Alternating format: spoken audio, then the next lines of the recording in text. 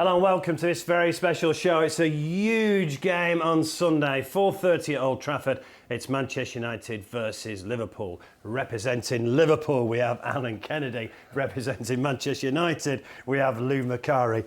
Lou, I want to take you back to your playing days.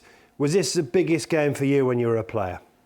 No doubt about it, Mark. It was the one that you could be doing awful in the league, you could be knocked out of every cup competition. But when this game came along, the fans made it perfectly clear to you had to win. It was the one, and I think it's still the same nowadays, Al, isn't it? Yeah. That when you're playing Liverpool, whether Liverpool supporter or Man United supporter, both sets of supporters are desperate to get one over on the other. And is that how you found it when you joined Liverpool? It wasn't really, because I looked across the park at Everton, and Everton were doing pretty well in those days. I'm not saying they're not doing well now, but they were the ones that we wanted to beat more than probably anybody. But coming to Manchester and playing against Manchester United, it meant a lot to the players. It meant an awful lot to the fans as well. You know, most of the Liverpool fans lived around Anfield at that particular time, and they were very, very proud of the team.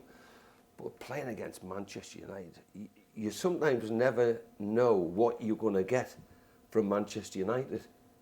And maybe that's the same. Well, I think we're about to discuss that in the next 15 minutes, aren't we? That's the same today, isn't it? Yeah. You know, on their day, they were a fantastic team. But Alan, Liverpool have been to Old Trafford lots of times in the last 10 years.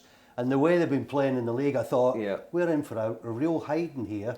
And they haven't turned up. I know. And I hope they don't turn up on Sunday as well. That's right. But I think you're right. It's what team turns up. Yeah.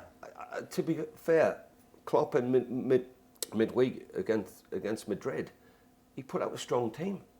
And I thought, is that right? Or, you know, can you rest one or two? Can you leave one or two out?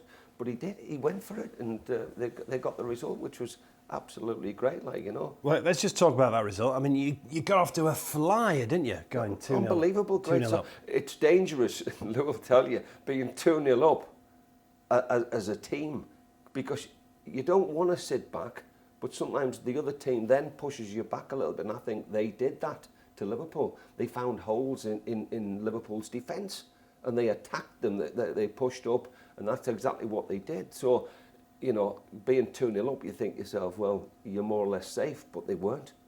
And, you know, if that's the same on Sunday against Manchester United, you'd still fancy Man United to come back and get a couple of goals. But there was plenty of holes in our defence last night. Well, what were you thinking after 28 minutes? I'm thinking it's probably the worst performance I've seen this season from them after 28 minutes. They were 2-0 down. Probably could have been 3-1 or 3-2 or anything. Yeah. But I thought, are they going to do it again? And I decided, no, they won't do it again. Are they going to come from behind and steal it in the last whatever number of minutes? Probably not. Because it didn't look a great deal about the team last night. It was a bit concerning, actually, because they weren't closing down, they weren't tackling people, they weren't getting annoyed. You're losing 2-0 at Old Trafford, and the crowd's ready just to erupt. Yeah. And in fairness to the crowd, though, at half-time, they didn't get that angry. There was one or two boos about the performance, but I think by and large the crowd were ready to stick with them, believing probably what we're talking about now, Mark. They might do it again, or they will do it again. Some people would be believing they'll do it again. Yeah. I wasn't one of those somebodies. I didn't know. I didn't see it. Well, let's get some reaction to two great European results, let's say from Jurgen Klopp and Ole Gunnar Solskjaer. The story of the game is a special one because you don't go very often that easy 2-0 up against Atletico after 13 minutes. And I know a couple of times, but it's still true, the human brain can be your biggest enemy. We misunderstood that situation completely. We wanted to control the game in the wrong way. We played in the wrong spaces and obviously gave 2 cheap goals away. Yeah? The dirty 3 points are very often the most important, and they were dirty tonight, of course. It was not our best football, but we got them, and that's a big step. So I thought first half we played some good stuff, created chances. We just couldn't take them. And it was about keeping the belief, keep playing forward, get the crowd behind your back again, and we took the goal really well. The difference was like the quality of. There we are, 2 great European results, and in many respects it was more important for Manchester United after getting off to that awful start in Europe against Young Boys, wasn't it? Yeah, but they were fortunate with the group though, Mark. When the draw was made and I saw Young Boys of Bern there, I thought, well, that's 6 points. Villarreal, I thought they could be anything. Last night's team, who have done great in Italy since they got promoted way back, I think it's 10 years ago. Since they got promoted, they've stayed in Serie A and they've been a force to be reckoned with. And watching them last night for 90 minutes, I thought I can understand now why they've done okay. A lot of commitment about them, a lot of heart about them. But I still, like everybody, still expects Manchester United to beat Atalanta, to get. And I still believe now that now they've got to the top of the league, there's no way they're not going to qualify for the next stage. Do Liverpool get the credit they deserve? Because, I mean, look, they're a miserly defence, Atletico Madrid, aren't they? Yeah. And, you know, and to score 3 against them in their own patch. I think that's a real tough group. Yeah. You know, there's Porto and other teams. You're thinking Liverpool are not favourites. You know, they're favourites to qualify, but maybe in second place. But they've torn teams apart. They've gone at them straight away. They haven't just sat back and said, right, we'll see how it goes for the first 15, 20 minutes of the game. They've actually gone for the game, and I think that's credit to them. Like Jurgen Klopp, first of all, has put the best team out, and the second, they've actually gone for it. So what happens on Sunday, you know, we're not quite sure. If Liverpool go for it, then anything can happen. Yeah, I mean, you've got a good record at Old Trafford. You won there 4-2 last season in the league. United have only won once in the last 10 league meetings as well against Liverpool. Listen, going to Old Trafford is difficult, and you've got to keep the crowd quiet. You know, they can sometimes, you know, as Lou said before, they didn't turn their backs on the team even when it was 0-0 in the game, or they're 2-0 down. So they didn't. They've got a bit more patient now, and you know, they know they've got the quality. The one thing about Manchester United have got is the quality. The quality of player is for me is terrific.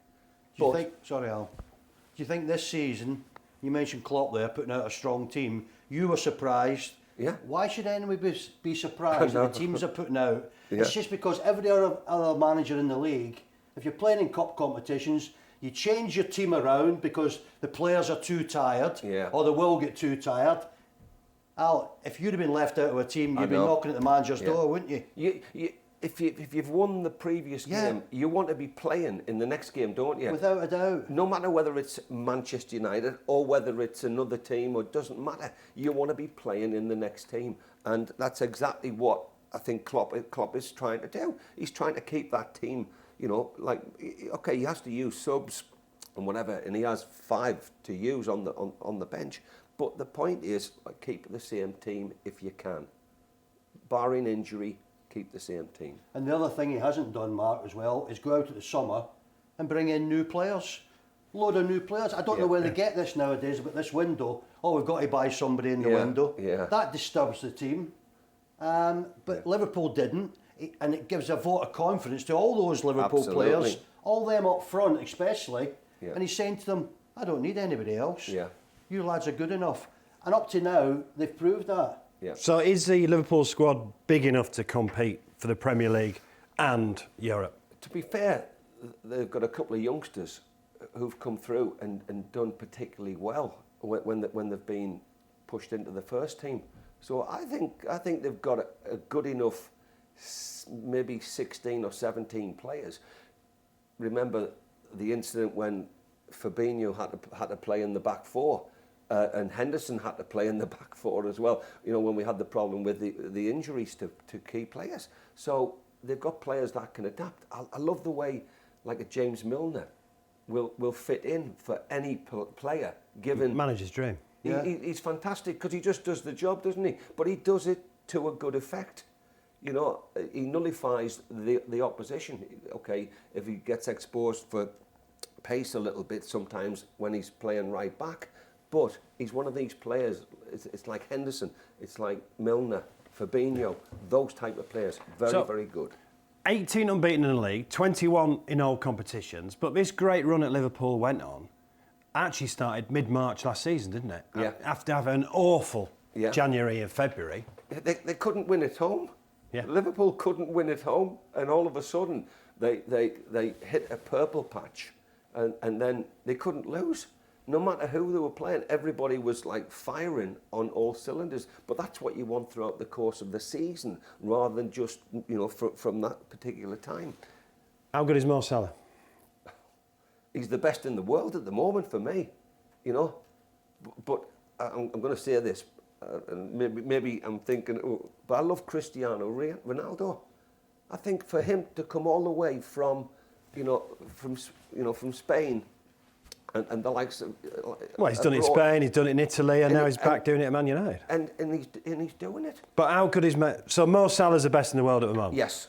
Yeah, at the moment I saw him, against City, the goal against City, and the goals that he scored the other night. He's just on fire. You don't know how to deal with the player. Whether you show him inside, outside, because he's tricky, and he scores fantastic goals. Oh, Rushy, Dalglish, yeah, or Mo Salah.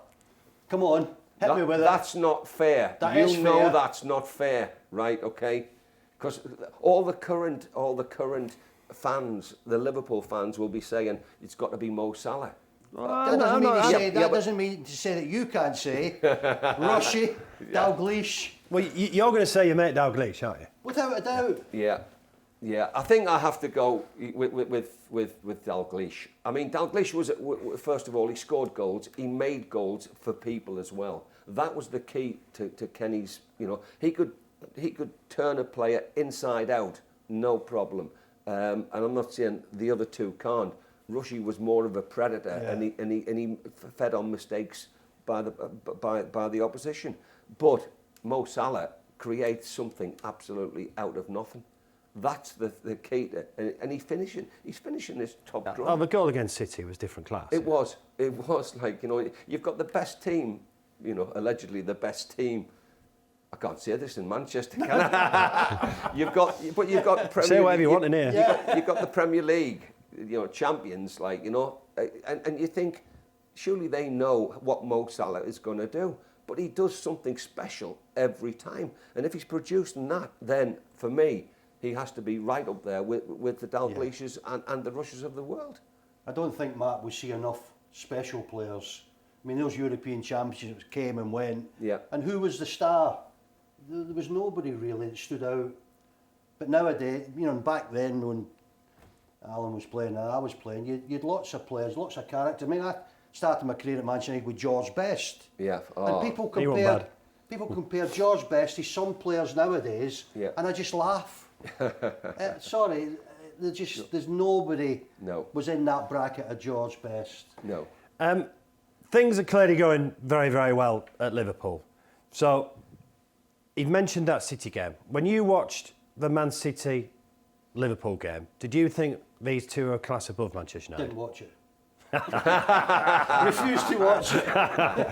You're watching the Coronation Street Omnibus, were you? Because I've... Did you think those two were a class above Man United, or do you think Man United can get themselves back? Can they get back? Can Man United get themselves back in the title race? They're 33-1 now. Right. I think to improve, I think Ollie has got to make sure that everyone's well aware that he's the manager. I think he's got to start showing people when he's got to make decisions.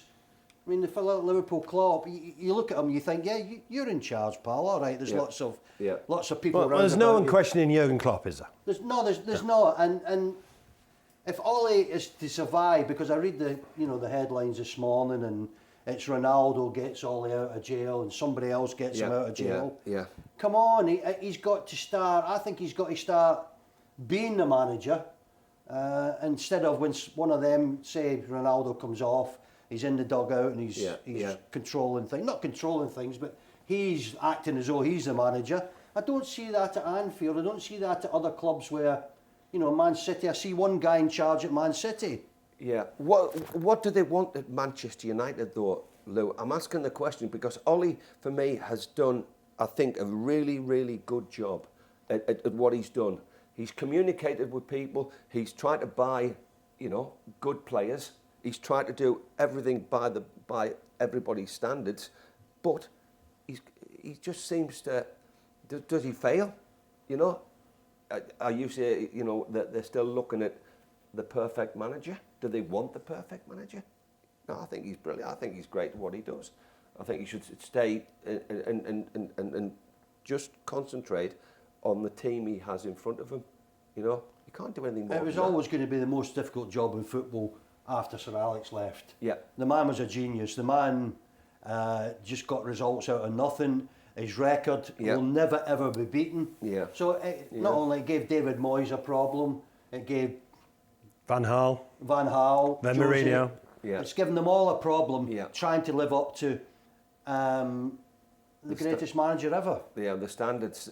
You set these standards, and can I say, we talk about Klopp and how he's done so well at Liverpool, but it's the players on the pitch as well, isn't it? Without a doubt. It's how they play and how they. But no one's questioning Jurgen Klopp week in, week out. No. Because, you know, if Manchester United lose on Sunday, there'll be questions again over Ollie. Yeah. Don't they need to stop and everyone just needs to back Ollie and crack on, don't they? Well, it's Because difficult. is there an advantage to changing your manager during the season?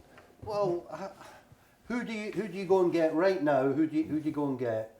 Who's proven that he can handle a club like Manchester United? There's lots of stars there. There's lots of celebrities. People name Conte, people name Zidane, you know. Yeah, but we don't know enough about. But those. Ollie's the manager. He should be back, shouldn't he? Yes. He should be back, but it's difficult when you've got. I'm not saying this just because Alan here. When you've got the biggest club in the world, and I'm saying Manchester United, and when you've got everybody wanting to know what's happening, of course the journalists are coming up with stories that. I mean, I read the other day some journalist knows that the dressing room at Old Trafford is at an all-time low. How does he know that? Well, I think you could argue last night that the players are clearly playing for Ollie, can't you? Well, you'd have Because to at draw that 2-0 conclusion. down, it could have quite easy have gone worse, couldn't it? Without a doubt, It it hadn't been David De Gea, it would have got worse. would have, and so he's got the toughest job in football. It's difficult when you're sitting at that press conference, which is Zoom now, but it used to be all the press conference. And they're firing questions that they've got ready from 3 days ago. And last night, if they'd have lost, obviously the questions would have been at the crowd at half time, all booing, and the crowd at full time booing. What do you think of that, Ollie?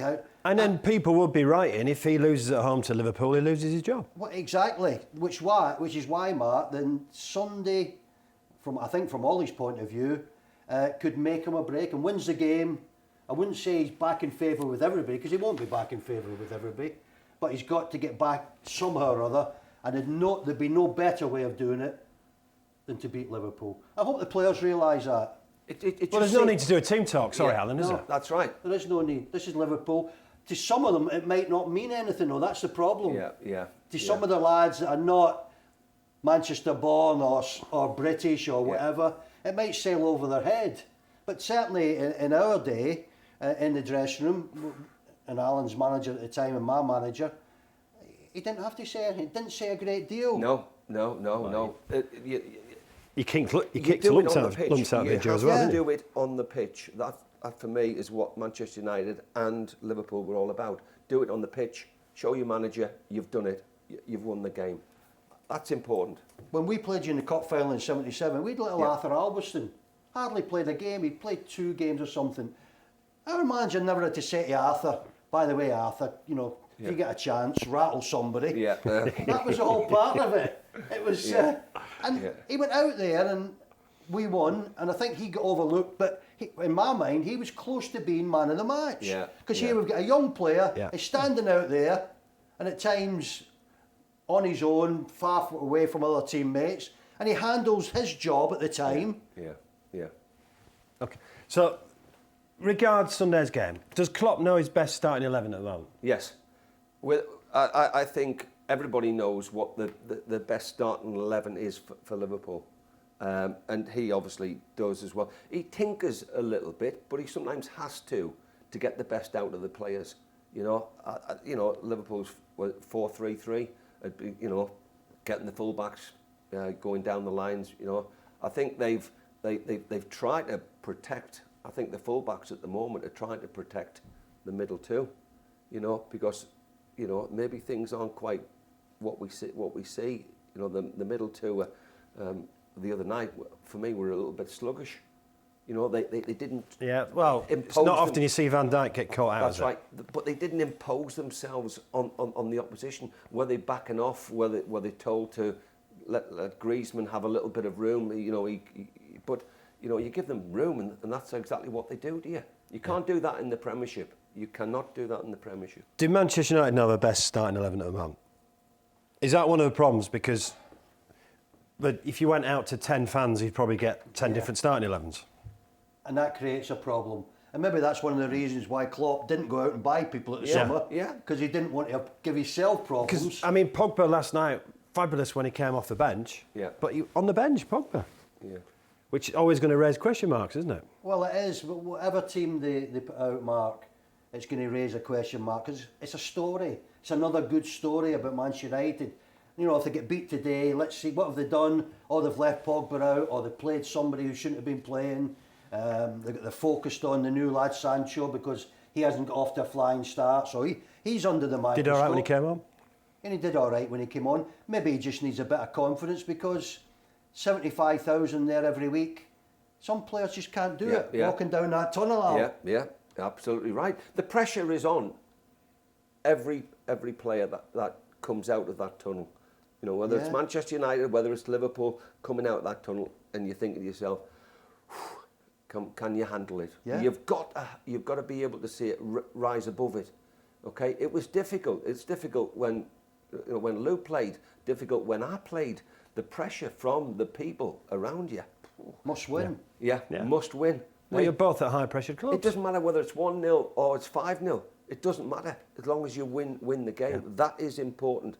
So Sunday's game is so vitally important because, you know, Manchester United might leapfrog over Liverpool. Well, Liverpool are the favourites going into Old Trafford. They're about 6-5. It draws 11-4. Manchester United 2-1 at home.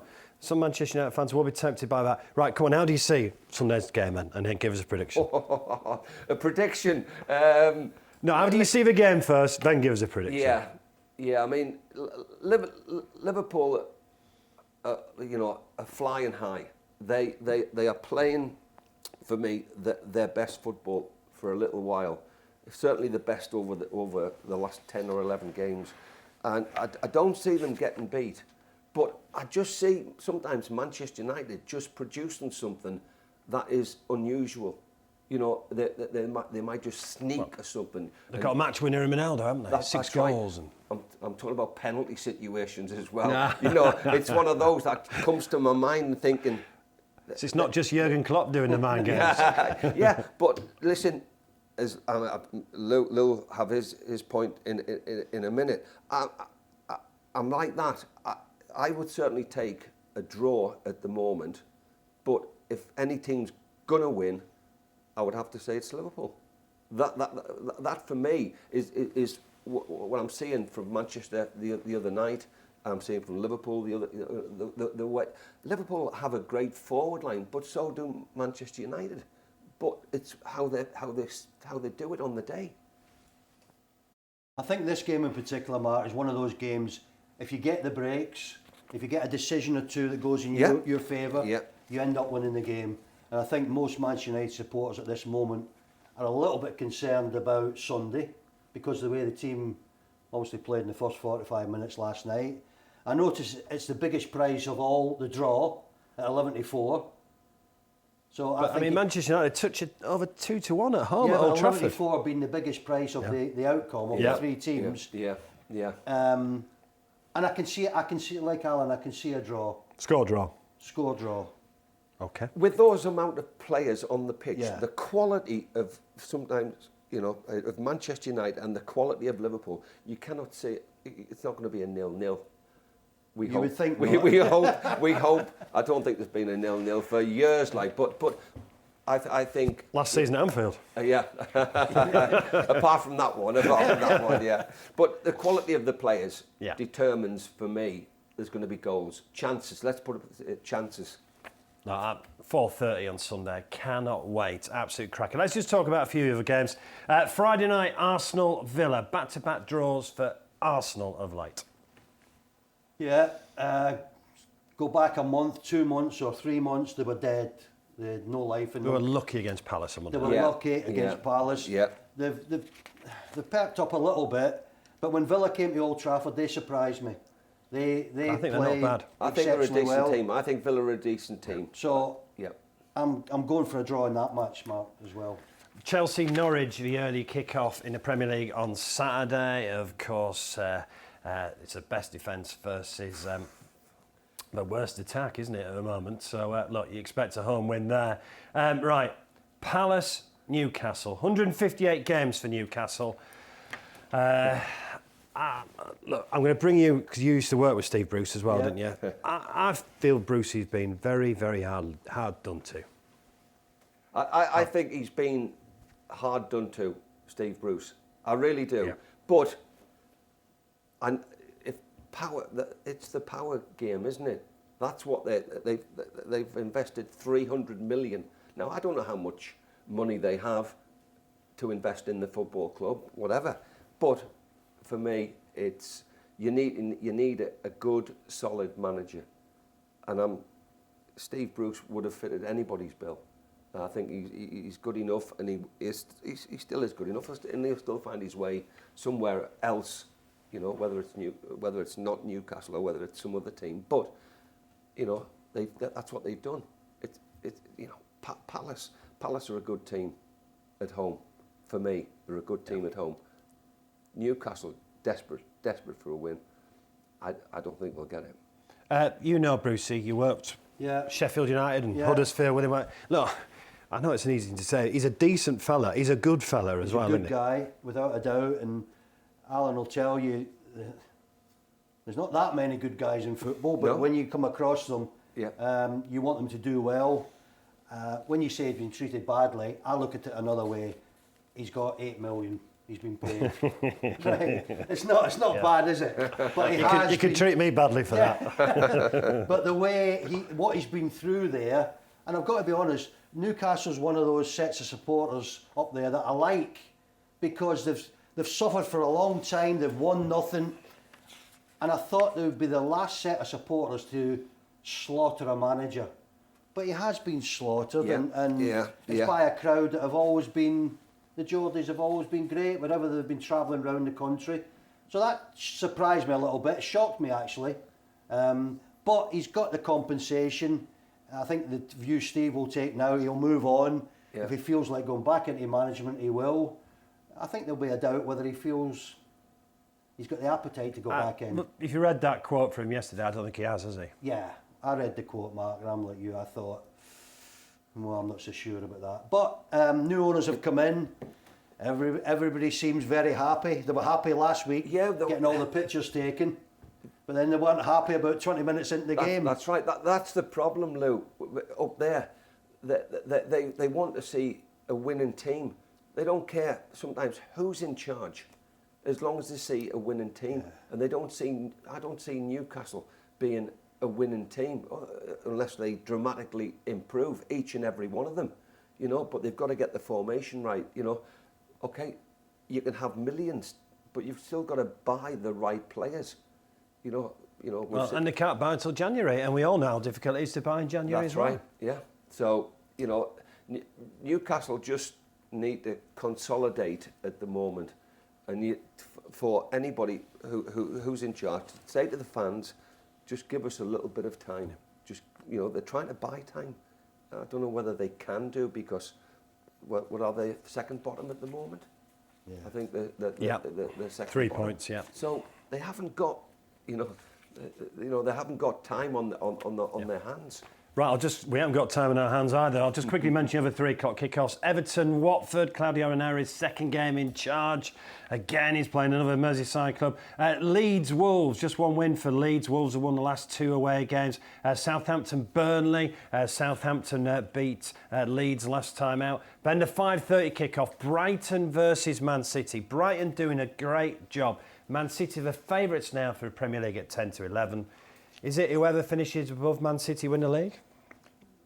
Well, I wouldn't say that, Mark. No, I think there's lots of football. So is it a proper title race this year? I think it is a proper title race, and are Man United in that title race? they need to get back in it. Right. Best time to get back in it is Sunday. Yeah, If you get back in it on Sunday and win the game, those 3 points take you right up the table, and also they give everybody a massive lift. Because I don't think there's many believers at the moment, Mark, that they're going to win the title.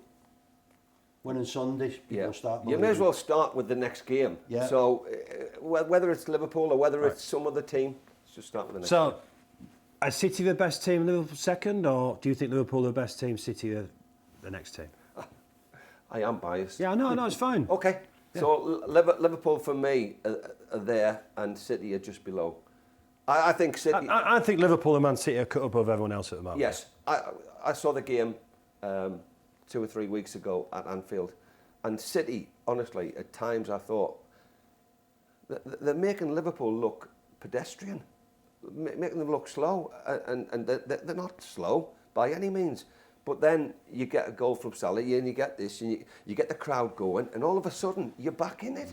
You know, I saw a great game. I really did. And the other live game on Sunday, West Ham versus Spurs. Your old club is doing a great job, David Moyes, isn't it, West Ham? And I'm pleased for And Stuart Pearce as well. Yeah, and I'm pleased for Moyes because he was the first in the hot seat at Old Trafford.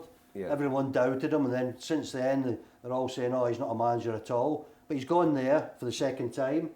Yeah. And proved that he is a manager. He's a good manager. I love the way they play their football. Yeah. I really do enjoy watching, the players express themselves. And I think he's got players who can do that. And he's got strong players as well. They're very physical in terms of how they look, but they love going forward. And set pieces for me are a good thing for them. And I like West Ham here. Gents, I've really enjoyed your company. Let's just crank it up a bit more at 4:30 Sunday. You don't know what's happening underneath here. He's kicking me like that. He's kicking me. We only get sent off for Manchester derbies. Come on, then. What does it mean for Liverpool to go to Old Trafford? Oh, everything. I promise you, everything. I know you might think, well, it's just a game, but it's not a game. For Manchester United and for Liverpool, it's more than that. It's much, much more than that. It means everything to come away with something, to play away from home, to play at Old Trafford is for me was the icing on the cake, because the crowd were right on top of you. The Stratford end were there, and there's 50,000 people in there, and you're going flipping heck, and it gets your blood going. Liverpool have to just settle it down, play their football, and listen to the manager. If you want to find out what it's like, get yourself now to Old Trafford, stand there about 2 o'clock and wait to see the reaction and the build-up as time goes on. Yeah. Then when the Liverpool coaches arrive, the supporters' coaches, you'll see what it means to the supporters. Where I go and where I work on Sunday, I'll be able to see that live, and then you see what it means, because they're all there having a go at one another. They're desperate to win. Oh, yeah, they are. I could go on and on, Mark, about what it's like, but get yourself there Sunday, 2 o'clock. 4:30 Sunday afternoon. It's Manchester United versus Liverpool. Thanks for watching.